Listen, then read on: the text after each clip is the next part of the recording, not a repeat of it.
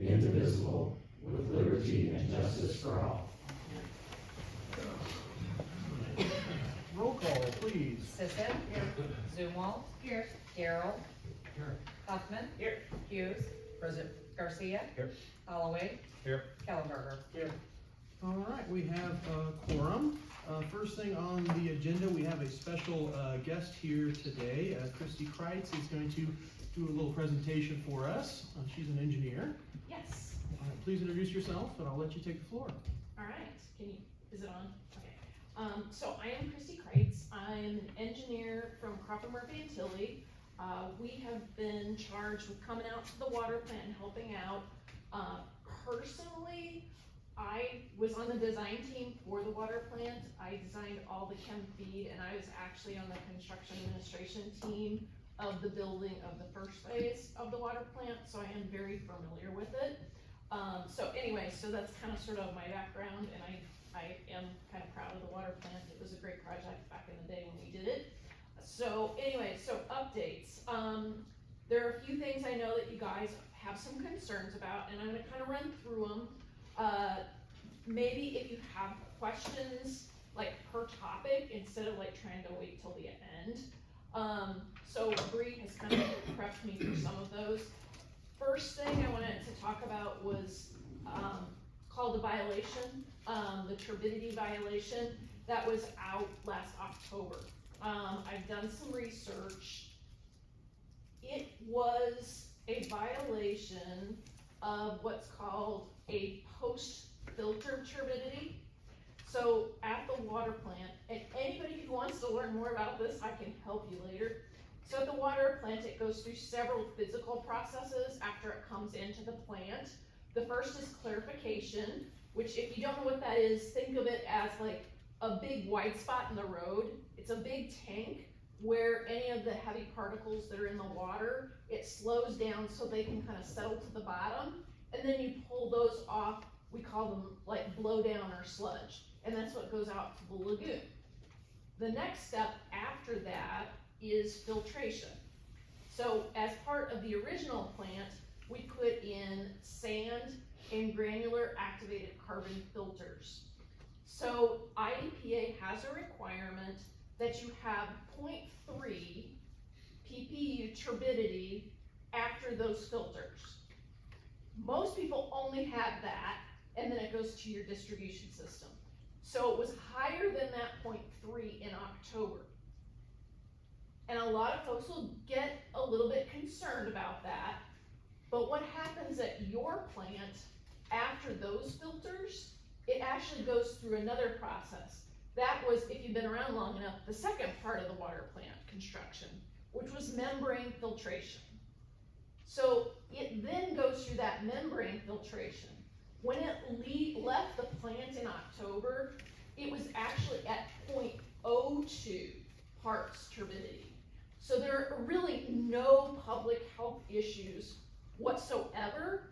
It was just per the rules at that point in the process, the physical point, it exceeded on that particular number. And even if it was 0.3 going out, that's not saying there's something wrong with the water. That's saying there's something potentially, some growth could be occurring out in the system. But again, the city of Litchfield's water post membrane filtration was still like 15 times below that 0.3 limit. So public health was always protected. And Christy, if I can jump in there, this turbidity issue that Christy is speaking about, some of you may have seen the Village of Butler has put out a notice this week to their customers. Since we're their parent company, the EPA requires that we are putting a sticker on our water bill that says important notice about your drinking water, and it will have a link to a similar notice that is already up on our website. We are required by the EPA to notify our water customers of this. So they will be getting that sticker on their water bill directing them to the information. That's what this is regarding. But I want to make sure that all of you know the water is very safe to drink. So that's kind of any other questions on that? Yeah, on the so turbidity? I think that was a great question. I wanna follow up saying, in that particular case, is the water was safe to drink, then what was the purpose then, for the purpose of the public, since you're here, I know we've talked about this before, but Yes, since you're here, what was the purpose then of us having the boil order in the first place that lasted a week long? What was the problems with the plant that we needed to address that would help us to, I think that boil order was probably done out of an abundance of caution. To my knowledge, there was never a bad test. There was nothing. I think someone saw that at the water plant and said, okay, that exceeded X. Therefore, as an abundance of caution, let's do this boil order. And you can't say, oh, that's wrong. Not necessarily not wrong, but I do believe that that was out of an abundance of caution, that to make sure that absolutely nothing could possibly go wrong. Yeah, and I was on maternity leave when that occurred, but I was still kind of looped into the conversation. So the conversations that I had surrounding that time were, there were concerns that some of the, with higher turbidity, that maybe if the chlorine wasn't dispersing correctly through the disinfection system, there could potentially arise a public health concern. So at that point in time, Illinois Rural Water had been consulted, and they had consulted with the EPA, and both of those agencies together strongly encouraged it. But again, what I think they were also missing a little bit was that you guys did have that extra step. So it wasn't actually going out into the distribution system at that point 3, which is why I'm saying I believe it to be out of an abundance of caution. So is there any correlation between smell and taste? No, there is not. So I ran this by my experts this afternoon to make sure that I could speak knowledgeably. So the increase in turbidity, the reason that IEPA tracks that is, it is just, so bacteria can grow on those particles out in the system and can grow things like microsystems and other things that can cause people to get sick. Even if you have high turbidity, that doesn't mean that's happening. That just means that the parameters are in place that it could happen. And that's that whole abundance of caution. I think a lot of times we do things just to make, it's kind of like you have your belt on, and then you put your suspenders on, and then you probably do something else. Because public health is a huge and very serious issue. But again, it's like, it's really more of, do you have all the pieces in place to potentially maybe have these things happening out in your system? I would say too, you got a lot of things in your favor as well. Again, it's like the membranes really do protect the final finished water substantially.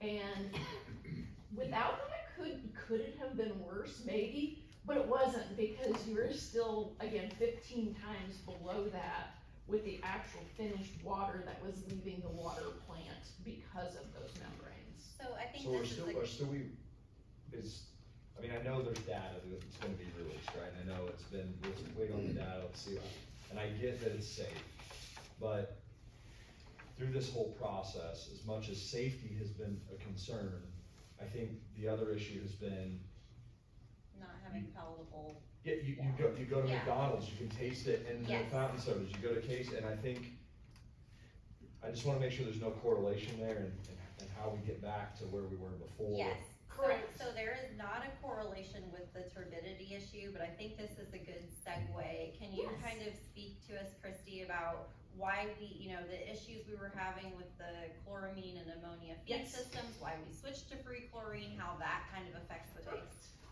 And actually, and if you're interested, anybody that's interested, I actually have some literature and some articles I can send you on this concept. I'm sure you've heard, we're in a free burn.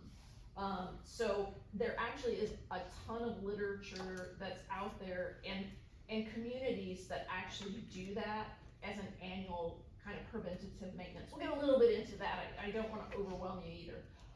So the situation, everybody knows, the city of Litchfield uses chloramines, which is a combination of chlorine and ammonia. So the reason to do that is it's a much longer acting disinfectant. Free chlorine, if it's out in the system, can burn off more quickly, where it also forms disinfection byproducts. So chloramines stay in the system longer, in particular when you have long runs in big distribution systems. It's much better because it lasts longer and it handles those long runs. The byproduct of that is that there is a film that can grow on the inside of the pipes, and then that film can feed on the ammonia that's in the water, which is why communities choose to do a free burn. So that's actually the benefit of what you've had is in this duration of time, part of the taste and odor and part of the things you've seen is that film coming off. The other thing is and I will laugh, like I personally have free chlorine in my drinking water at home and you can smell it. Whereas the chloramines do not have a smell to it. It's kind of like it just bonds together and it doesn't say vaporize, but off gas like free chlorine does. So you get that. So what happened and what we found out after the fact was the ammonia system had not been working.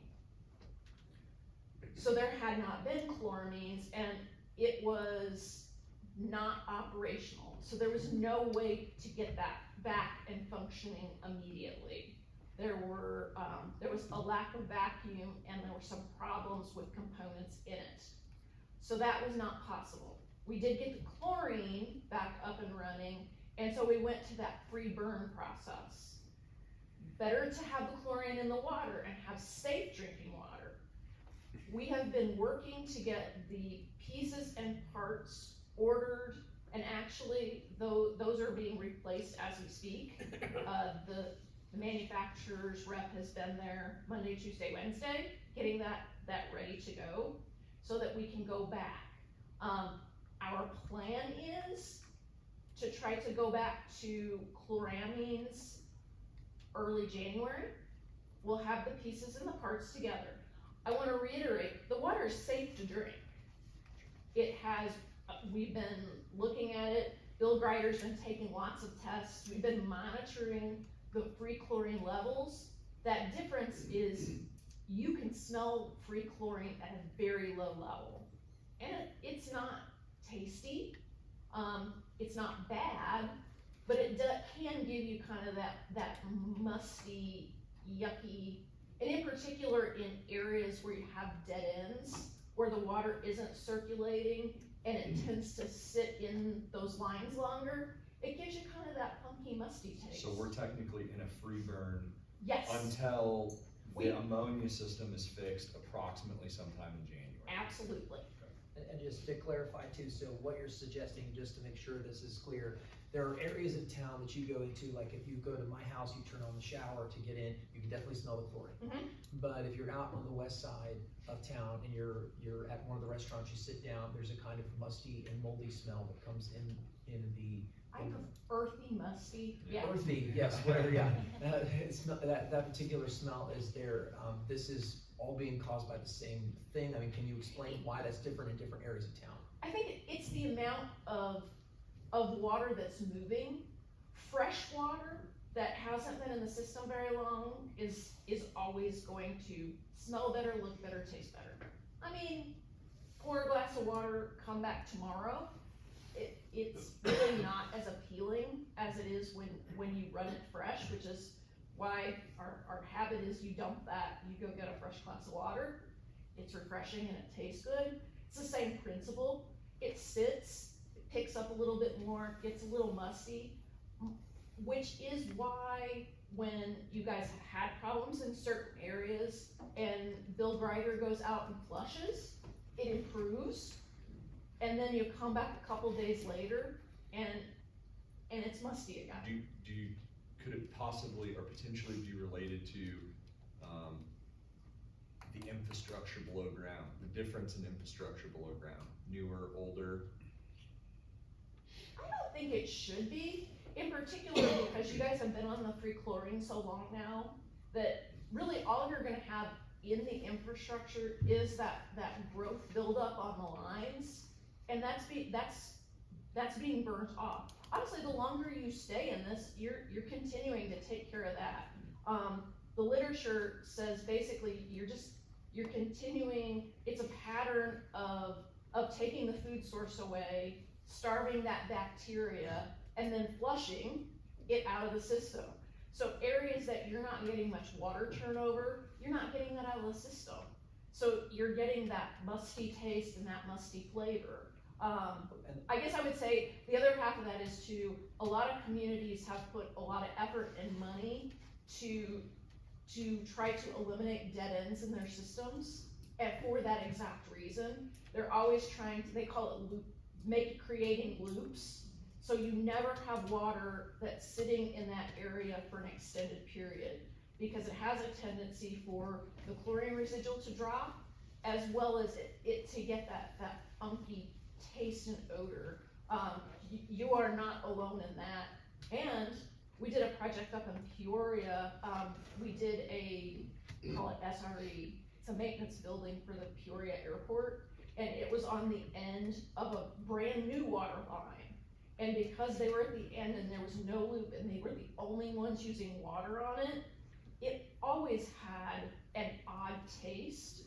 And so they ended up putting an auto flusher, it was on a timer, so a hydrant would automatically open periodically to flush that line, because they could not get rid of the taste and odor. And it wasn't an old line. It was just a line that it was sized to handle a fire event, but it, hopefully, fingers crossed, 99.99999% of the time, it was just seeing a couple showers and faucets.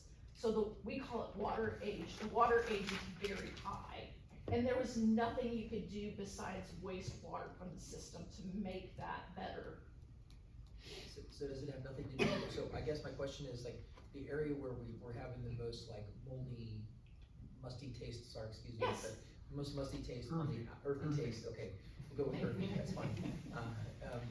I want to clarify there's no mold, okay, just want to say that. In this particular case, the musty is out in the areas of town, like on the west side, where there's tremendous amounts of traffic. I mean, most of your restaurants are out the west side, so there's a lot of water that's moving through the system, I would imagine, quite frequently. You've got all your major restaurants and stuff out there. So this has nothing to do with the movement of water, but only that it doesn't kind of loop properly. Could where out there where the ammunition plant is going, is it not looping out there? Because there's water ran out there, right? So could that be part of the problem on the west end? So we have dead ends all throughout our system, and there are some out on the west end. Part of it is, the volume of water that places are using. Like, you get, some restaurants have that really strong chlorine smell. The water's always moving, they're using a lot, so you're getting that fresh chemical. I think when you're getting the more earthy, that's kind of, it's been in the, yeah. And another thing I've learned a lot during this is the west side is about as far away as you can get from our treatment facility. Yes. And the way I understand the controlled burn is it goes into our system, it hits organics, and it burns the organics. So Yes. the further you get out, it's gonna hit the organics and burn, hit the organics and burn, hit the And organics it's pushing, and yeah. burn. So Yes. that could play a factor as well, I assume. I'm gonna defer to you. Yes, I mean, it's that natural circle. The more water you can get through and out of the system and kind of, or circulating, the fresher the water is. So once we switch, early January, we get back to the monochloramines, the ammonia, where we stop the free burn. It takes probably 24, 48 hours for all the water in our system to be used. Would it be kind of safe to assume, maybe not even that within 3 days or so, we should be back to kind of what people are used to? I'll caveat with, some of these areas that have dead ends, and it's winter time, and depending on the temperatures and how much they can flush, the best case scenario would be, we would be able to flush at the end of those and get rid of all that old water with chlorine in it and replace it with chloramines and start over. If it's -5 or below 0, obviously that's not happening. So that's my caveat. Yeah, for areas where it turns over and it cycles, and remember, we're also gonna have to turn over the water that's in the storage tanks as well. Yeah. So, cause we need to, again, that's that perfect scenario would be is we'd hope that water turn over faster, but the question is, can we? So, like, I would even say, like, maybe some of the businesses that don't use very much water can help out as well just by running more water and making sure that they're turning the water over in their areas. If we can't flush on hydrants outside, maybe those folks, like I said, it's really, you gotta get all that old water out and get that new water in, which is gonna help us get to that equilibrium where the whole system is on chloramines gone. And then you won't have the chlorine smell, and the earthy smell will go away, and you'll build everything up again the way it's supposed to be. One other thing you mentioned earlier, I just wanna go back a little bit, is you mentioned the initial issue with the plant. And one thing, you built the plant, or helped build it, you know? Yes. Redundancy is a big part of water plant success. So I assume the system you have, that we have right now, we have all the parts, and if the initial system fails, now we have a backup system ready to go should a similar type issue happen, or I don't know enough about it. Some of the systems have total redundancy, some don't. Some of them, it's cost prohibitive to do that. I mean, I'm thinking the carbon silo. We're going to replace, so you have this giant silo, it basically holds the carbon. There are pieces and parts that need to be repaired on that. Most of the action takes place underneath it in a small room. We're gonna focus on that. We may not have complete redundancy, but I will also say that if you're doing your maintenance, preventative maintenance, you're catching those things before you're at a point where you're losing weeks and weeks and weeks and months of time trying to get these not off-the-shelf pieces and parts. We are building in some additional redundancy, but nothing's ever completely redundant. I mean, now, again. But now our I'm gonna- maintenance protocols will help us prevent The another preventative emergency like this. maintenance will do wonders for extending the life of equipment and making sure that you aren't in a position where you can't produce water, safe drinking water. And how long ago, this predates me, how old is this plant? Ooh, that I can tell you. So, anyway, the plant started construction in 2006 and it went online in March of 2009. Okay. So Do you feel as though,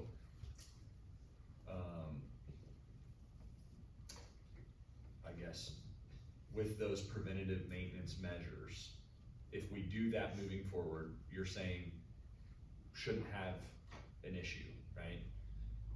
So I will tell you that just personal, like what I know. Right. You have a water plant, Springfield, City Water, Light and Power. There are still parts of that plant that are original, that have been maintained. Probably not like pumps and stuff, but their filters have been rebuilt umpteen times and are still being used that were put in originally in the 1920s.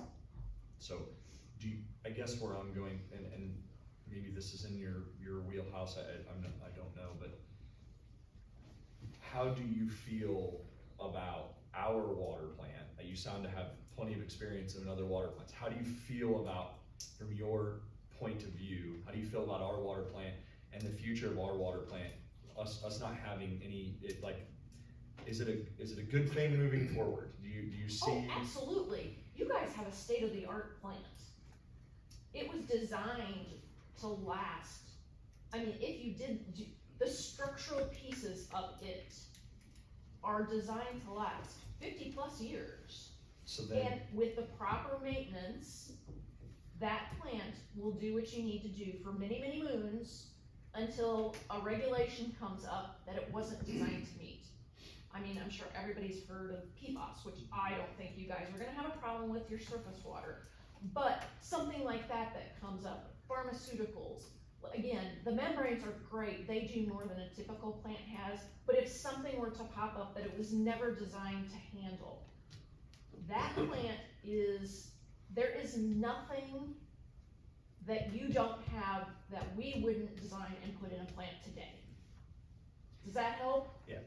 and the last question I have for you is about these preventative measures. And again, not sure this is in your wheelhouse either, but I just would like your perspective on it, since you're an expert. We're obviously not a major city, right? We're not a huge city. Our budget isn't, that of St. Louis or Springfield, right? So these preventative measures and where our plant currently sits, do you foresee significant financial impacts moving forward to maintain the equipment or to get it on track to be maintained in a way that we don't run into any major issues? Just your thought on that. I think there are a couple of items that are gonna be costly. I guess the other thing to get back to is, one of the things that CMT is doing right now is we have a contract. A good portion of that contract is to do a capital improvement plan, similar to what we've done at the wastewater plant. The majority of the items that are on that plan could be done with the maintenance budget. There are a couple that require a higher investment to get them. The plan right now is to get systems functional and then figure out how long we can go till we have to actually do a major change. The carbon silo. I believe, my recommendation is to completely upgrade at some time in the relatively near future, the processing of that carbon. Do we have to do it tomorrow? I think we can get by for a little bit. Is that an expensive item? Yes, it is. When we have to replace the membrane system, which we will somewhere down the road, we're waiting for a report back from the manufacturer to find out how much life is left in that. That will be a capital program. Part of this capital improvement plan we're doing is going to make that similar to the wastewater plant, where we can then submit that to IEPA and get eligible for SRF loan funds, so that it can be done in a way to provide the least impact to the overall rates, and then build a program where you know how much maintenance money should be spent every year. We went back and looked at last year's budget, and maintenance at the water plant was listed at $50,000. You can't replace a pump for $50,000 and on an almost 20-year-old plant. We have to get to where we better understand what needs to be done, understand the assets that the city owns, what needs to be done, and you know what, eventually we'll actually get ahead, and we won't be fixing things after they've failed. We'll have a plan for how to take care of things, and that money will be in the annual budget, and the rates will support that. Yes, so our maintenance budget does need to expand. We've got the people to do it, and we're going to be hiring for redundancy. Something that I'm probably going to recommend is, while we're going through this, having a third party like CMT do monthly visits, ensuring that we're following protocols, making sure that we do get the most out of our plant that we can. I think traditionally how we've done the budget is that budget number has just been carried over for decades, and what you can do, you do. In order to avoid things like this, it's very important that we look at the needs and we rectify those before we put the budget together. So, last year's budget, we kind of approached it this way, and this year we'll be looking too at, new amenities are great, but our first budget priority is going to be taking care of the infrastructure and facilities that we have before we're expanding. I have a question. Please. Go ahead. The bottom line is, if preventative maintenance would have been done from the beginning, we would not be in this situation today, correct? Yes. I have a question also. The money that you're expecting to spend, over and above what we have already spent, it's gonna be quite expensive. In totality, yes, but it doesn't everything that's in the list doesn't have to be done immediately. I think that's the balancing act. What can we do to be functional, and what do we need to do to get back to having things be, again, my goal, long-term goal, is that plant be just as functional and just as capable as the day it went online, because it should be. But we're not gonna get there overnight. So hypothetically, in the next year, okay, let's say 2026, the amount of money that we're gonna spend, is it gonna be based on what we absolutely need, or what we, in other words, what have we spent so far? So, I think as of the last meeting, we were at, was it about 750,000? Yes. About 750,000 as of Okay. the last meeting. So- So what we plan to do is just like the sewer plant has had done. Right now, Christie has put together a list of items that need, either repair, replacement, or more than routine maintenance. And those are, they probably stretch out over about 10 years altogether. Now she's working to really itemize, okay, this is what can't wait, this is what we have to do. But anything that can wait, that we can maintain and has some life left, we're going to stagger that so that we can apply for low interest or partially forgivable loans, so that doesn't affect rates so much, so that we are, sticking to a plan and making sure that we have time to save and apply for funding. So what we expect to spend over and above is gonna be another healthy chunk in the next year. Most likely, More I than think our, $50,000. yes. More than what? More than $50,000 in the fund. Yeah, I guess. Yeah. I think our emergency expenditures are pretty well on their way to closing out. And now we're getting to regularly scheduled items. There will be some hefty items, but those are the ones that we will try to stagger. And I do wanna clarify that, yes, as we've said, there should have been more protocols for preventative maintenance, and there should have been more investment on the city's end, with prior administrations. That being said, some of this naturally will age out anyway. So some of this that is going to be spent over the next several years would have been spent anyway. I don't want people to think that every water expenditure for the next 10 years is because something wasn't done properly. The plan is to get on a replacement schedule and to have professionals like CMT come alongside us, make sure we have a superintendent, an assistant superintendent, multiple Class A operators who can help facilitate. The operators we have done great with adapting to these changes and really diving in. Anytime I go out there, I see them, working on lines and investigating issues. So, I think it's just investing more in that maintenance so we have less surprises. Well, the emergency money that we have allotted for this, is it still healthy? Yes, we still have ample reserve funds. Okay. Yeah. Well, and I would say too, and just, again, this is just like my opinion and what I've seen. I came out to the plant very close to when we found out there were problems, walked through, looked at things, came back 2 weeks later. They have done, the staff has done a tremendous amount of work out there.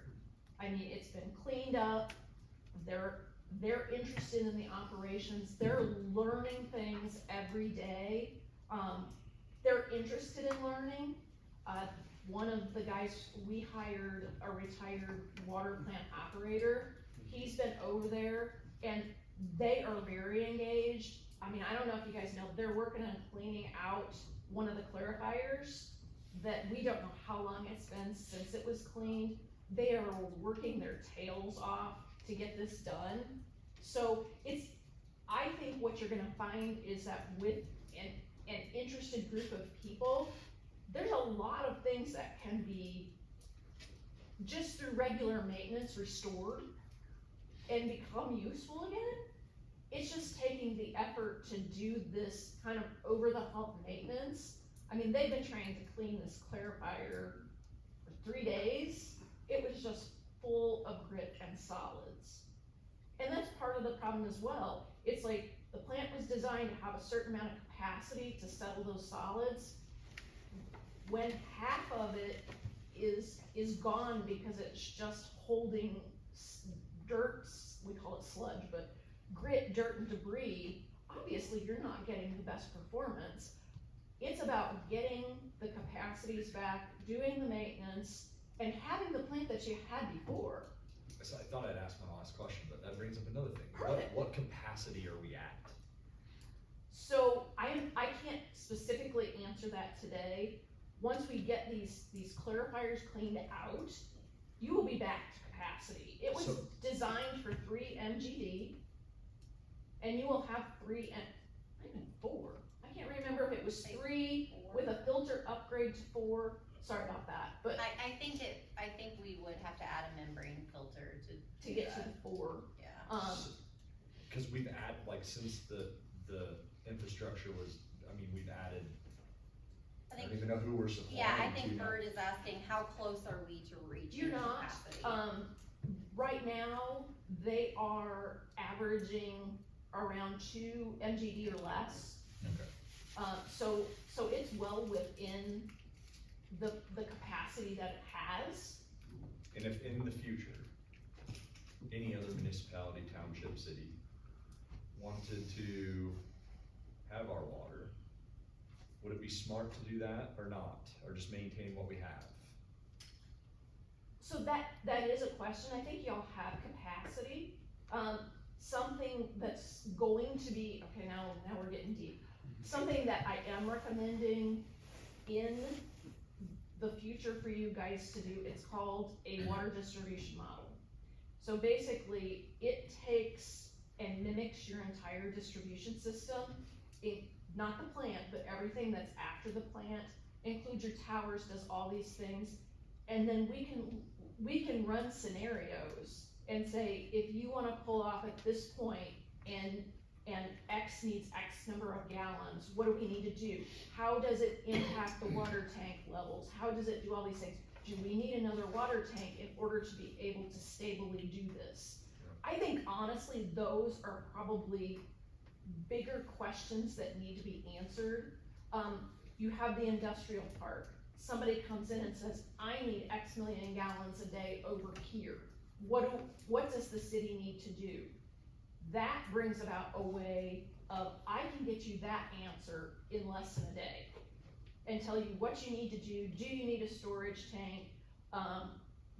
This is coming in, what do we need to do? I can definitively tell you or run scenarios about how that's gonna impact your system. You gotta think about it in terms of, 1, there's your water plant, how much water can it make? And 2 is, where can you take that water within the distribution system that you have? Just because you have it doesn't even always mean that you can get it to where you wanna use it. So I think that's kind of a parallel. You have extra capacity. EPA won't get nervous until you're at 80%. Then they'll start to get nervous and say, hey guys, you probably need to be planning to do something else.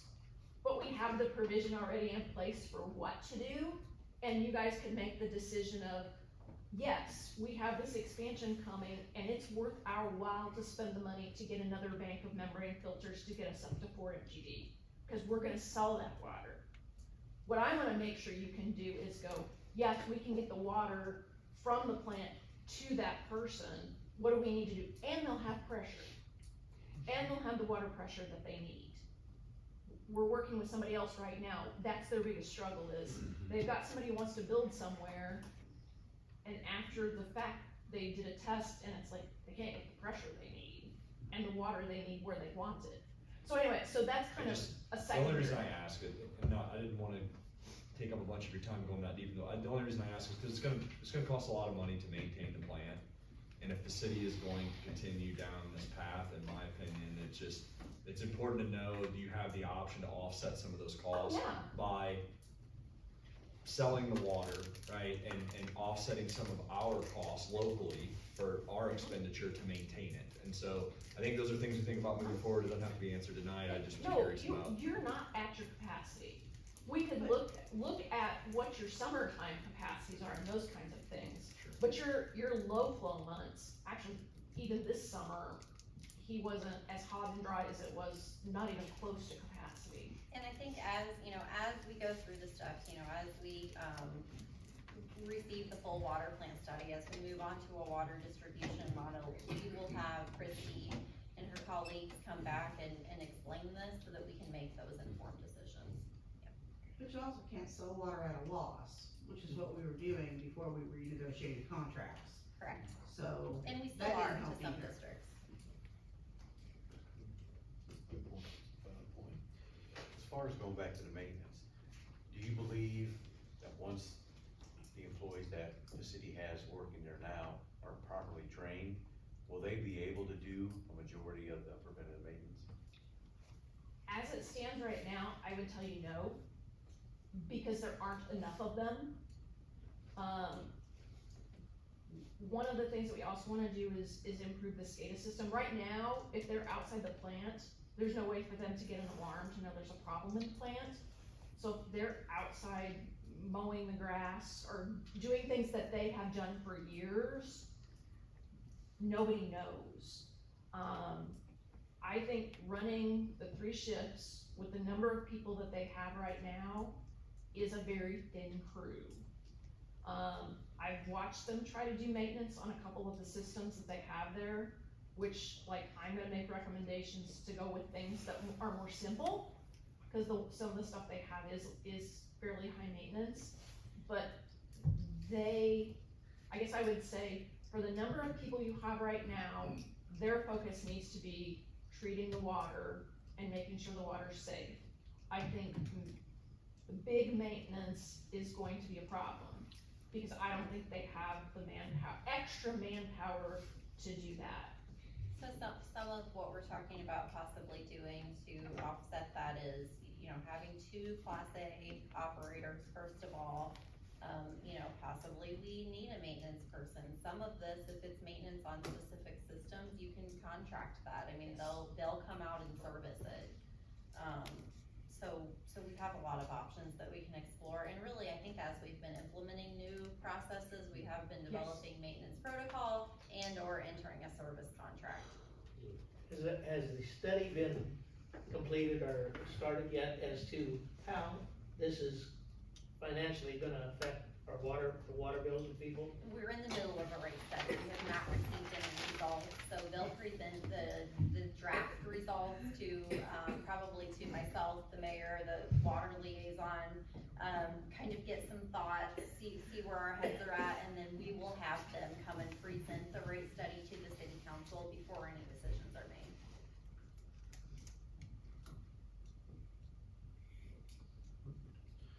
So Christie, I appreciate your time, you've done a wonderful job, and just kind of reel back in, we started with the turbidity. Yes. So our citizens are gonna get something in the mail, but that was a test done in October.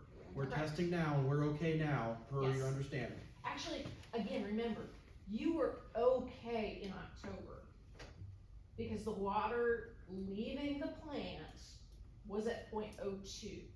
Because you have another filtration process after those sand filters. So again, you have an extra level of treatment and protection that 90% of the plants, probably more than that, 95% have. So I would say, part of that is just old rules that didn't take into account the fact that you have this other step. I mean, again, your water leaving the plant was tested and it was 0.02. The rule is 0.3, which you far exceeded. But where EPA requires that test to be done was at a point that was before your final stage of filtration. And I think that's a great story to tell. Because not very many places are actually putting out water that has a 0.02 turbidity. Yeah, so the public with that, you started with that, so the public shouldn't stress over that. A big thing the public's been asked about is when's our water gonna taste normal, non-earthy? And we said mid-January sometime is our goal for the month. Mid-January to early February, depending on how long it takes to work through the So system. that's what we can tell Yes. the public, and most importantly, I think of all, is we have a good plant, it's just a matter of maintenance. You have a fantastic plant. You still have a state-of-the-art plant. It just needs a little attention. I guess I would say, to me, it's the old, it needs a little love, because it is almost 20 years old. And that's really all it is. And again, and then an eye towards the IEPA is on a, and it's the right thing to do, asset management. Have an asset managed plant, know what your assets are, know what your prescribed maintenance is, and making sure that maintenance is getting done. Just like when the light comes on in your car, when you take it in and you take care of it, that car's gonna last you a lot longer. Perfect, well, I appreciate your expertise, I think you've answered all my questions. Is any more questions from the floor out here? All right, Christy, we appreciate your time, thank you so much. Thank you. Kristen, you got a business card? Let me get you one. All right, next up here, we didn't have any public, did anyone sign up to participate over there? All right, no public participation, and then the city report, I will keep, this brief. This is our last, meeting before Christmas, so all I wanna say is, Merry Christmas to everyone. You know, it's also our last meeting of the year. This is my first time being up here as mayor. I wanna thank all you guys for dealing with me as I've learned my new role, and we have new alderpersons too. I think we've done a great job. I wanna go, you guys have done a great job, and also our city employees, we had our Christmas party. They go above and beyond. They're our biggest asset. I wanna say thank you to all of them one more time, and I hope they have a Merry Christmas, because I know some of them are gonna be working on Christmas. So we are very thankful for our city employees, and I hope everyone has a Merry Christmas. That's all I had for the city update. Anything else from the floor? All right, next up, we will move on to other business. We'll need a motion to accept the regular meeting minutes from the December 4th, 2025 meeting. Can I get a motion to that effect? Alderperson Garrell, a second, please. Alderperson Sisson with a second. Any discussion or amendments to those minutes? Roll call, please. Garcia. Aye. Sisson. Aye. Darrow. Aye. Zumwalt. Aye. Huffman. Aye. Kellenberger. Aye. Holloway. Aye. Hughes. Motion carries. Next up, we need a motion to approve the expenditure report and payroll report for the current period. Can I get a motion to that effect, please? Alderperson Huffman, I think, Garrell, you're okay with seconding? All right, we have a first from Huffman, a second from Garrell. Any discussion about the expenditure report? Roll call, please. Sisson. Aye. Darrow. Aye. Zumwalt. Aye. Huffman. Aye. Hughes. Garcia. Aye. Holloway. Aye. Kellenberger. Aye. All right, motion carries. Alderperson Zumwalt, please. Make a motion to approve an ordinance ascertaining the total amount budgeted for all corporate purposes legally made and to be collected from the tax levy of this fiscal year, beginning on the first day of May 2025, ending on the 30th day of April 2026, and levying the tax for the same on all properties subject to taxation within the city of Litchfield, Montgomery County, Illinois, as the same as assessed and equalized for state and county purposes for the current year.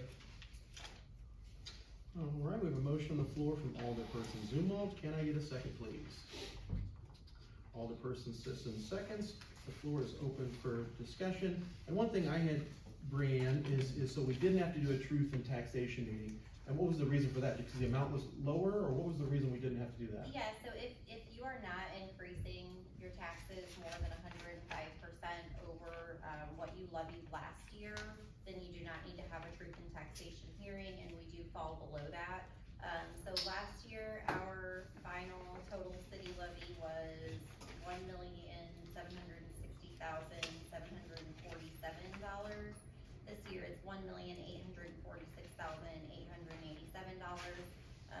last year, we had a tax rate of 1.39. This year, we have a tax rate of 1.35, and the EAV did increase by 10 million, which is a very healthy increase. So just to clarify, and I think this was sent out in an email, what should we expect this to do to people's property taxes from what they did bill from the city? So since the tax rate is actually decreasing a little bit, we're hoping that they'll end up paying about the same in city taxes as what they did last year. The EAV did increase by 10 million. A lot of that is due to new developments that we had, which means you're spreading out your tax base, which is great. But the caveat to that is if your home value was assessed a lot higher than last year for some reason or another, then you would be going up proportionally. So if you put on a garage or an addition or something, you know, your taxes to the city and every other taxing body will go up. It's all proportionate with how they assess you. That makes sense. Any further discussion on the floor? And just to be clear for the public, it was 5% the amount that we? Yes. Perfect. We're at about, I think we're estimated to be about 4.88, yes. 4.885%, perfect. All right, roll call please. Zumwalt. Aye. Kellenberger. Aye. Sisson. Aye. Garrell. Aye. Hughes. Huffman. Aye. Garcia. Aye. Holloway. Motion carries. Alderperson Huffman, please. Make a motion to approve an ordinance approving a lease between the city of Litchfield and James Chambers and Emily Brar for 118 Westlake Trail. All right, we have a motion on the floor from Alderperson Huffman. Can I get a second, please? Alderperson Garrell seconds. Any discussion? This was just routine maintenance. They needed to extend their lease because to match a mortgage, correct, Yes. Brad? Yep. All right. Roll call, please. Hughes. Holloway. Aye. Zumwalt. Aye. Huffman. Aye. Sisson. Aye. Garrell. Aye. Garcia. Aye. Kellenberger. Aye. All right, next we'll need a motion to enter into executive session as allowed under the Illinois Open Meetings Act as found in Chapter 5 of the Illinois Compiled Statutes, Section 120, to address certain and restricted items. Mike, I'll let you take it away, my friend. The items in question are? We are going to be setting the price for sale or lease of property owned by the public body, 5 ILCS 120/226.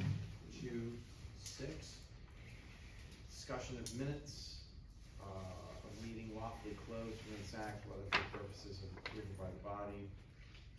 That is 5 ILCS 120/222C21. And there will be no action after. All right, can I get a motion, please? All right, Alderperson Kellenberger, got a second? Alderperson Garrell, any discussion? Roll call, please. Zumwalt. Aye. Sisson. Aye. Garrell. Aye. Huffman. Aye. Hughes. Garcia. Aye. Kellenberger. Aye. Holloway. All right, motion carries. We are now in closed session. Thank you, everyone.